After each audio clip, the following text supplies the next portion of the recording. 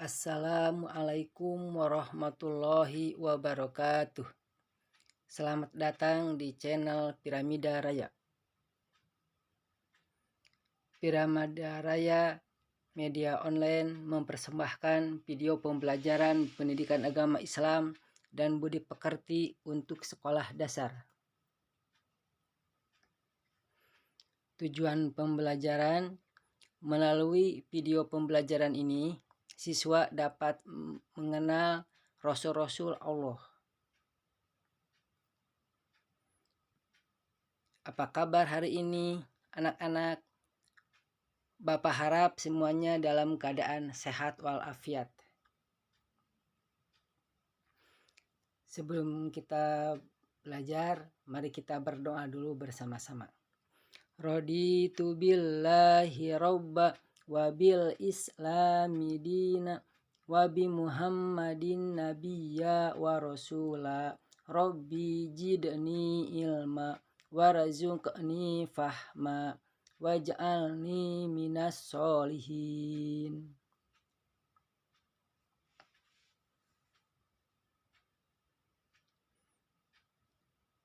Temanya masih tetap beriman kepada Allah dan Rasulnya, dan subtemanya beriman kepada Rasul Allah. Yang belum like, subscribe, share, dan membunyikan loncengnya, silahkan like, subscribe, share, dan membunyikan loncengnya.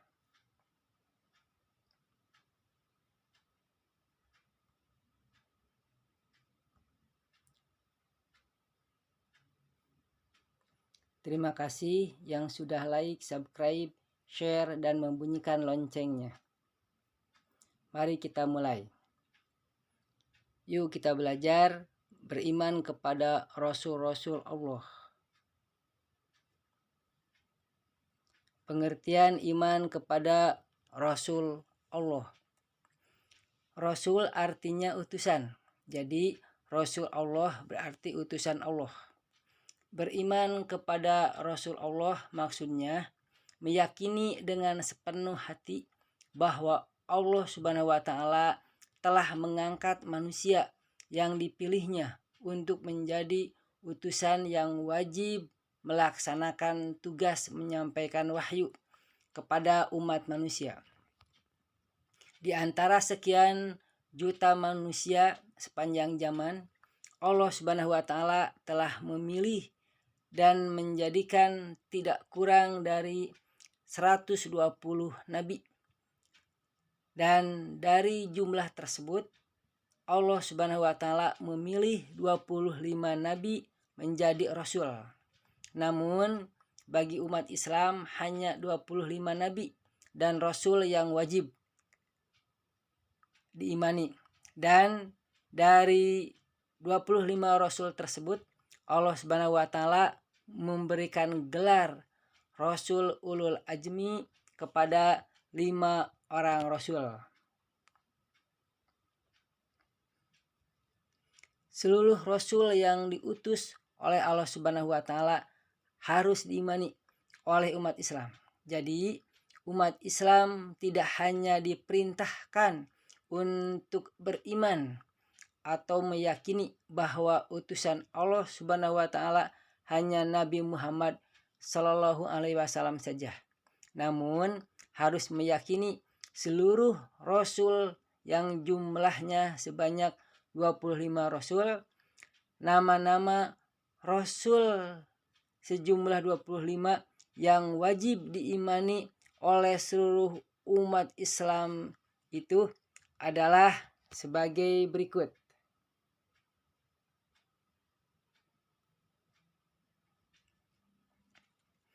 Yang pertama Nabi Adam alaihissalam, yang kedua Nabi Idris alaihissalam, yang ketiga Nabi Nuh alaihissalam, yang keempat Nabi Hud alaihissalam, yang kelima Nabi Soleh alaihissalam, yang keenam Nabi Ibrahim alaihissalam, yang ketujuh Nabi Lut alaihissalam, yang kedelapan Nabi Ismail alaihissalam, yang kesembilan Nabi Ishak alaihissalam, Yang ke-10 Nabi Yakub alaihissalam. Yang ke-11 Nabi Yusuf alaihissalam. Yang ke-12 Nabi Ayub alaihissalam. Yang ke-13 Nabi Syuaib alaihissalam. Yang ke-14 Nabi Harun alaihissalam. Yang ke-15 Nabi Musa alaihissalam. Yang ke-16 Nabi Zulkifli alaihissalam. Yang ke-17 Nabi Daud alaihissalam. Yang ke-18 Nabi Sulaiman alaihissalam. Yang ke-19 Nabi Ilyas alaihissalam. Yang ke-20 Nabi Ilyasa alaihissalam. Yang ke-21 Nabi Yunus alaihissalam. Yang ke-22 Nabi Zakaria alaihissalam. Yang ke-23 Nabi Yahya alaihissalam. Yang ke-24 Nabi Isa alaihissalam. Dan yang terakhir yang ke-25 adalah Nabi Muhammad sallallahu alaihi wasallam.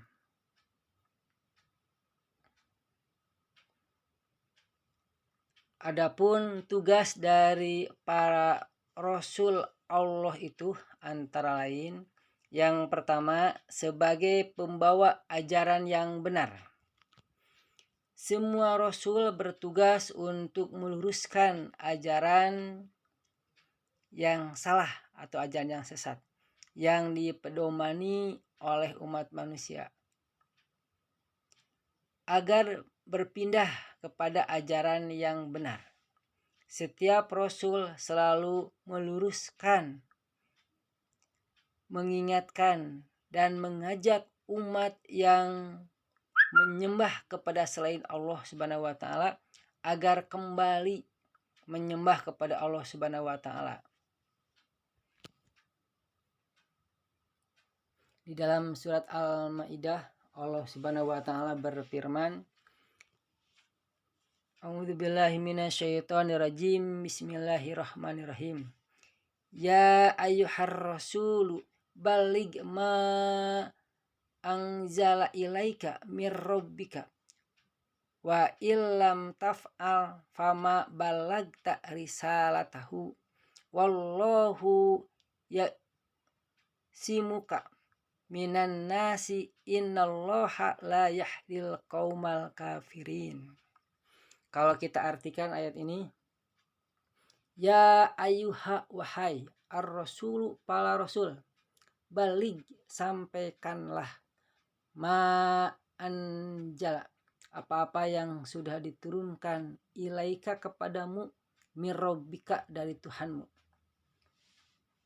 Wa in dan jika lam taf'al kamu belum mengerjakannya, fama balagta maka kamu belum menyampaikan risalatahu, risalah atau ajarannya.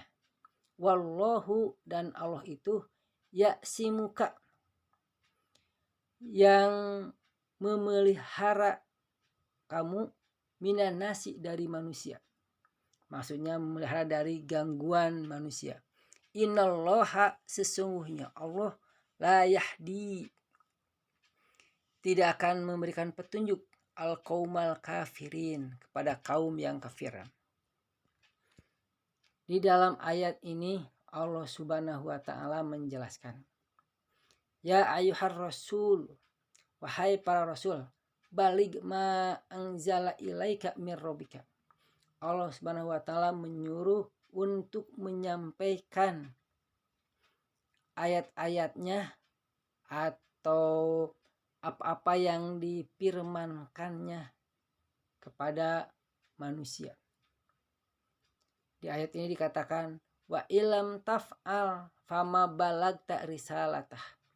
Maka jika para nabi tadi ya tidak menyampaikan apa yang diberikan kepada mereka, maka para nabi tersebut dia masih belum menyampaikan tugasnya atau masih belum mengemban amanat yang diberikan kepada mereka, yaitu untuk menyampaikan risalah Allah Subhanahu wa taala. Dan Allah Subhanahu wa taala mengatakan wallahu ya'simuka minan nas.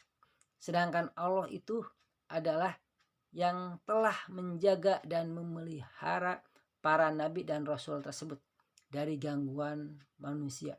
Karena Allah Subhanahu wa taala itu sesuai dengan janjinya.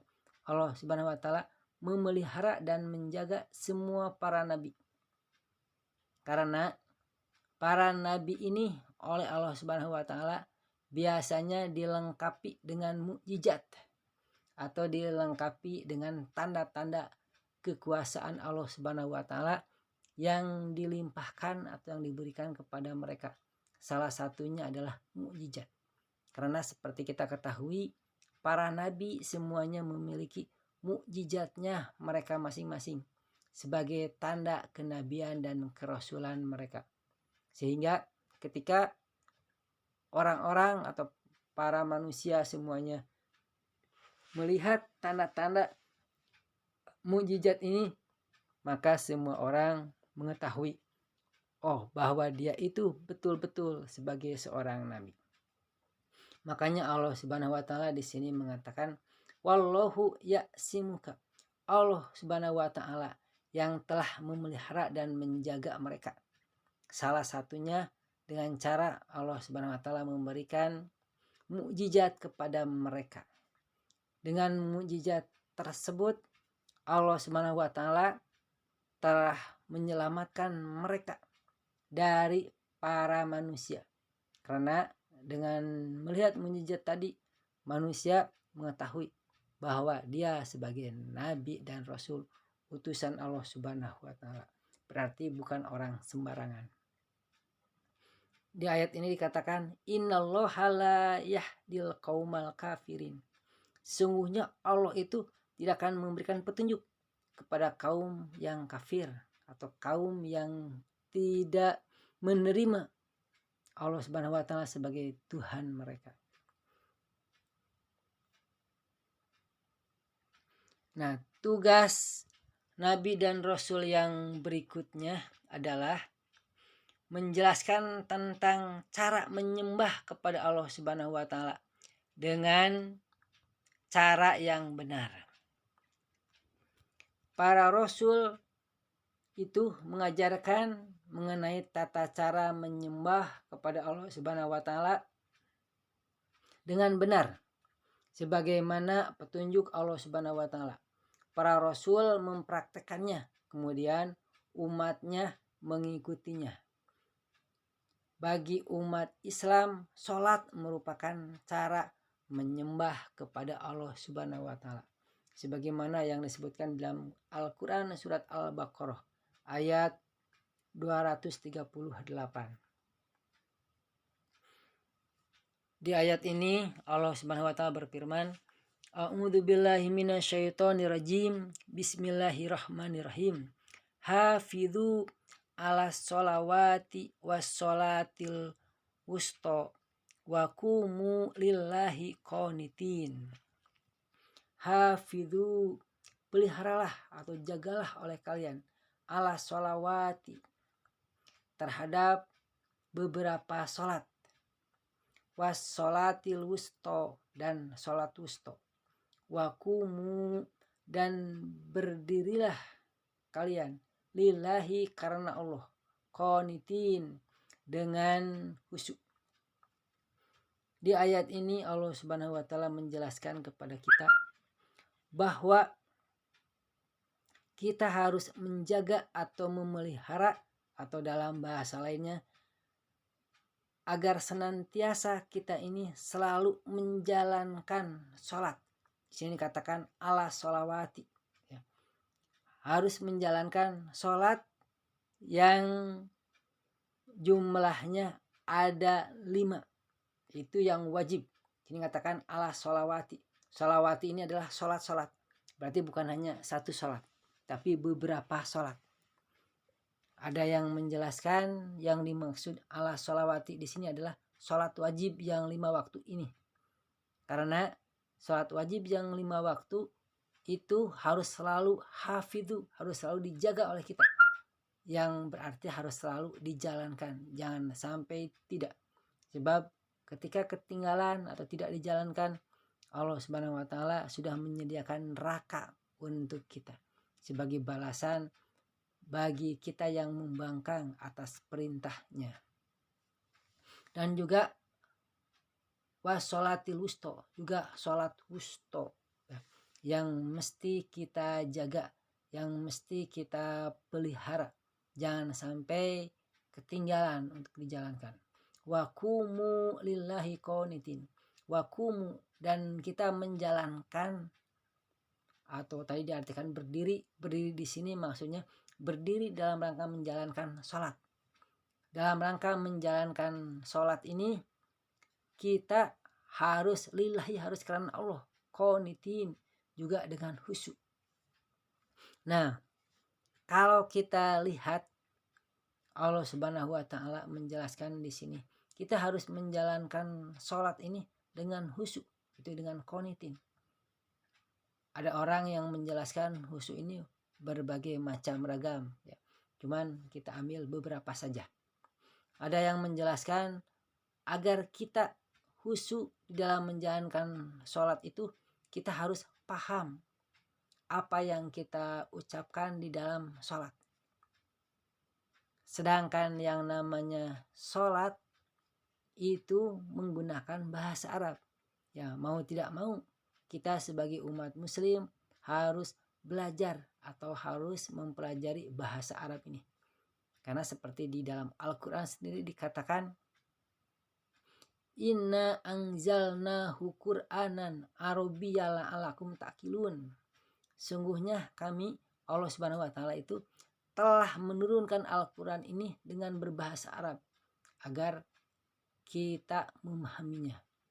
Jadi ketika kita sholat, bahkan di dalam sholat itu kita membaca ayat-ayat yang ada di dalam Al-Quran itu menggunakan bahasa Arab. Maka mau tidak mau kita harus mempelajari bahasa Arab agar yang kita ungkapkan itu paham dan mengerti. Maka kalau kita paham dan mengerti, maka insya Allah kita akan khusyuk karena kita ngerti yang kita ucapkan dan kita lagi berhadapan dengan siapa. Begitu ya. Itu salah satunya agar kita khusyuk. Selain tentunya ketika sholat kita harus konsentrasi karena betul-betul kita lagi menghadap Allah Subhanahu wa taala, Sang Maha Pencipta. Ya, kita teruskan saja. Nah, yang berikutnya, tugas dari para nabi dan rasul ini adalah sebagai pembawa kabar gembira dan pemberi peringatan. Manusia mempunyai kecenderungan untuk senantiasa berbuat baik dan ada juga kecenderungan untuk berbuat jahat. Ada yang taat dan ada juga yang ingkar.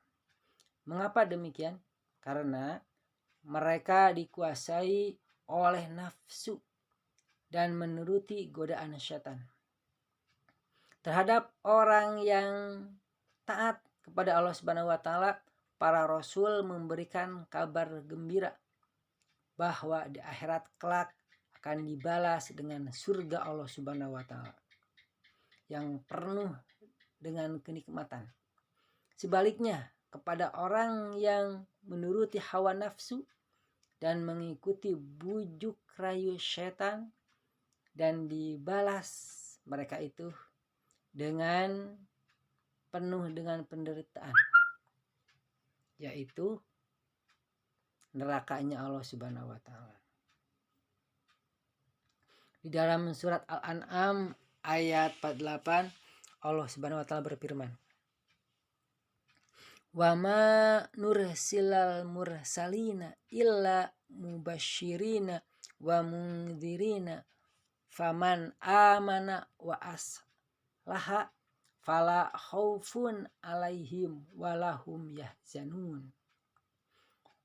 Wa ma, dan tidaklah, nursila, kami mengutus al-mursalina, para rasul, illa, kecuali, mubasyirina, sebagai pemberi kabar gembira, wa mundhirina, dan pemberi peringatan, waman, dan barang siapa, amana, yang beriman, wa aslaha, dan beramal soleh, fala khaufun, maka tidak ada rasa takut, alaihim atas mereka, walahum dan tidaklah mereka itu yahzanun bersedih hati. Di ayat ini Allah Subhanahu wa taala menjelaskan bahwa Allah Subhanahu wa taala telah mengutus al-mursalin atau para nabi ini illa mubasyirina wa mundzirin, kecuali untuk memberikan kabar gembira dan peringatan. Kabar gembira di sini maksudnya seperti tadi sudah disebutkan bahwa para nabi memberi kabar gembira kita akan dibalas dengan ganjaran yang baik ketika kita aslaha, ketika kita berbuat kebaikan, yaitu diberi surga oleh Allah Subhanahu wa taala. Wa mundzirin, dan kita pun diberi peringatan apabila kita sebaliknya kita melakukan hal-hal yang tidak diingini oleh Allah Subhanahu wa taala atau melanggar perintah Allah Subhanahu wa taala dan membangkang kepada perintahnya, maka orang tersebut akan dibalas dengan anar, dengan api neraka yang sudah disediakan oleh Allah Subhanahu wa taala. Sedangkan bagi orang yang amanah, orang yang beriman dan percaya kepada Allah Subhanahu wa taala dan dia juga menjalankan perintahnya dan menjauhi larangannya, maka sini dikatakan fala khaufun alaihim, maka tidak ada rasa takut terhadap mereka itu, atau mereka tidak merasa takut. Walahum yahzanun, dan juga mereka tidak akan merasakan sedih hati. Kenapa? Karena Allah Subhanahu wa taala akan menolongnya. Allah Subhanahu wa taala akan memberikan sesuatu yang lebih baik untuk mereka, baik di dunia ini maupun di akhirat kelak nanti. Nah, yang berikutnya, tugas para nabi dan rasul ini adalah membina akhlak atau budi pekerti yang baik dan uswatun hasanah atau teladan bagi umatnya. Para rasul khususnya Nabi Muhammad SAW diutus oleh Allah Subhanahu wa taala sebagai uswatun hasanah atau teladan yang baik yang patut dicontoh atau ditiru oleh umatnya sepanjang zaman, karena para nabi dan rasul itu merupakan figur kebaikan hidup yang diturunkan oleh Allah Subhanahu wa taala untuk hamba-hambanya dalam menjalankan kehidupan ini. Kalau menghendaki kehidupan aman, damai, tentram, dan harmonis tentunya. Dan seseorang dinilai baik dan buruk itu perilakunya. Dan dinilai baik atau buruknya itu dari akhlaknya, baik terhadap dirinya sendiri, orang lain, dan lain sebagainya. Dan sebagainya di sini maksudnya ciptaan Allah yang lain seperti binatang, tumbuhan, dan lain sebagainya. Di dalam Al-Quran surat Al-Ahzab, Allah Subhanahu wa taala berfirman, A'udzu billahi minasyaitonir rajim. Bismillahirrahmanirrahim. Laqad kana lakum fi Rasulillahi uswatun hasanah. Liman kana yarjullaha wal yaumal akhir wa dzakarallaha katsira. Laqad sungguh kana ada lakum bagi kalian fi Rasulillahi di dalam diri Rasulullah SAW itu uswatun hasanah, suri teladan yang baik. Liman bagi siapa saja atau bagi orang kana yarjullaha yang menghendaki keridhaan Allah Subhanahu wa taala wal yaumal akhir dan hari akhir, wa dzakarallaha dan dia itu senantiasa ingat atau menyebut Allah katsiran dengan banyak. Jadi ayat ini menjelaskan kepada kita bahwa di dalam diri Rasulullah SAW itu ada uswatun hasanah, ada suri teladan yang baik yang patut kita contoh. yang patut kita ikutin. Tentunya liman kana yarjullaha wal yaumal akhir. Tentunya bagi siapapun yang menginginkan kehidupannya itu baik di dunia maupun di akhirat kelak nanti. Dan orang tersebut wa dzakarallaha katsira, senantiasa sering mengingat Allah, baik di waktu duduk, di waktu tidur, di waktu berjalan, dan semua kegiatannya. Maka orang tersebut mesti mencontoh nabinya, yaitu Nabi Muhammad Sallallahu Alaihi Wasallam. Maka oleh sebab itu Nabi Muhammad SAW diturunkan ke muka bumi ini oleh Allah Subhanahu Wa Taala untuk memperbaiki akhlak. Dan di dalam diri Rasulullah SAW itu ada contoh akhlak yang baik.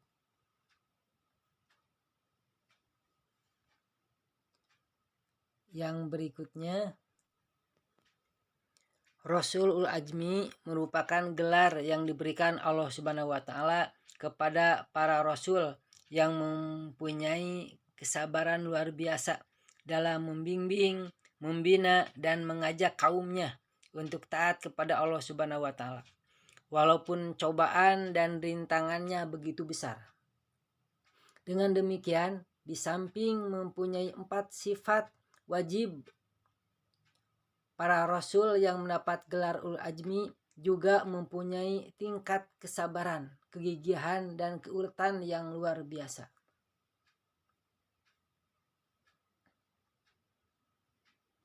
Adapun 5 orang Rasul Allah yang bergelar Ulul Ajmi adalah 1. Nabi Nuh alaihissalam. Mukjizat yang dimiliki oleh beliau adalah membuat kapal yang sangat besar di atas gunung, tabah menghadapi kaum Bani Rasib yang akhirnya diturunkan banjir bandang. 2. Nabi Ibrahim alaihissalam. Mukjizat yang diberikan kepadanya tahan dibakar api, tabah menghadapi Raja Namrud dan kaumnya yang sangat ingkar. Yang ketiga, Nabi Musa alaihissalam. Mukjizat yang diberikan kepada beliau berbicara dengan Allah, tongkat menjadi ular dan membelah laut, mengeluarkan cahaya dari tangan, tabah terhadap Raja Fir'aun yang mengaku Tuhan. Yang keempat, Nabi Isa alaihissalam. Mukjizat yang diberikannya berbicara semenjak lahir, menghidupkan orang mati, menyembuhkan penyakit buta dan kusta. Dan ketabahannya adalah beliau tabah terhadap kaum Bani Israel. Dan yang terakhir, yang kelima, yaitu Nabi Muhammad Sallallahu Alaihi Wasallam. Mukjizat yang diberikan kepada beliau adalah Al-Quran. Dan beliau dapat membelah bulan. Terus Isra Mi'raj. Dan beliau pun bisa mengeluarkan air dari jari-jari tangan, tabah dalam menghadapi kaum kafir yang memusuhi Islam.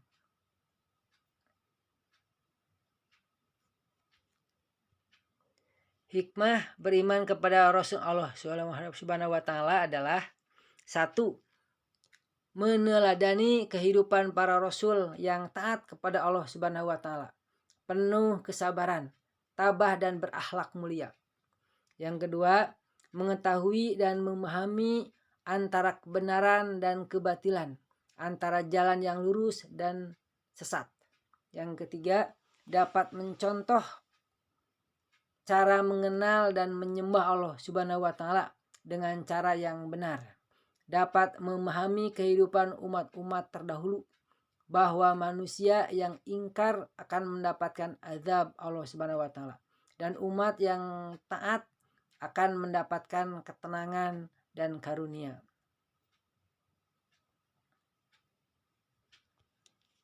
Ini tugasnya. Yang nomor 1, bagaimana sikap para nabi ulul azmi menghadapi ujian Allah yang diberikan kepadanya.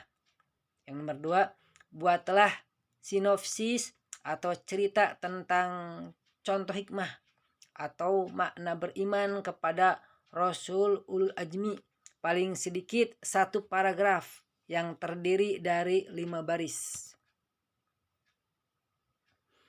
Penjelasan tugasnya, tulis sinopsisnya di dalam buku tulis menggunakan huruf kapital, beri nama dan kelas. Nomor 2, foto tugas kalian beserta foto kalian yang sedang membaca sholawat atas Nabi. Kemudian digabungkan atau dikolasekan. Sholawatnya bebas, sholawat apa saja ya. Lalu kirim tugas tersebut melalui WA group dan tidak boleh japri. Nah, yang berikutnya latihan soal. Yang nomor 1, Nabi dan Rasul yang bergelar ulul azmi berjumlah, kita coba 5 orang.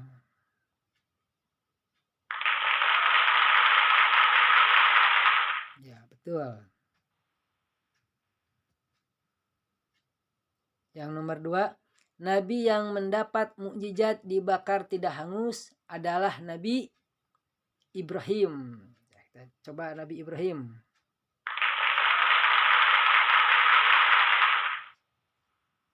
Yang berikutnya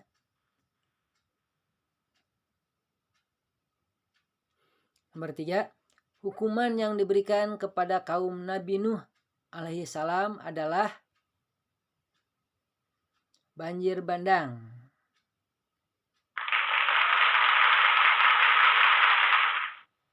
Tuh, yang berikutnya sekarang. Nomor 4, Nabi yang kedua dari terakhir adalah Nabi Isa. Kita coba.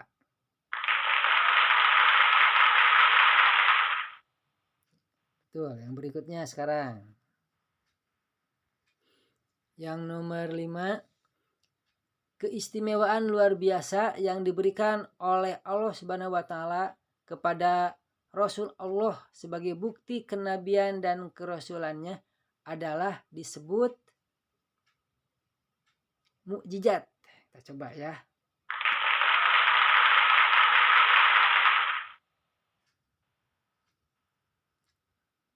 Yang berikut ini daftar pustaka. Terima kasih sudah menonton video ini. Semoga video ini bermanfaat dan menambah pengetahuan kita, terutama mengenai iman kepada Allah Subhanahu wa taala dan rasul-rasulnya. Sampai jumpa di video berikutnya. Wassalamualaikum warahmatullahi wabarakatuh.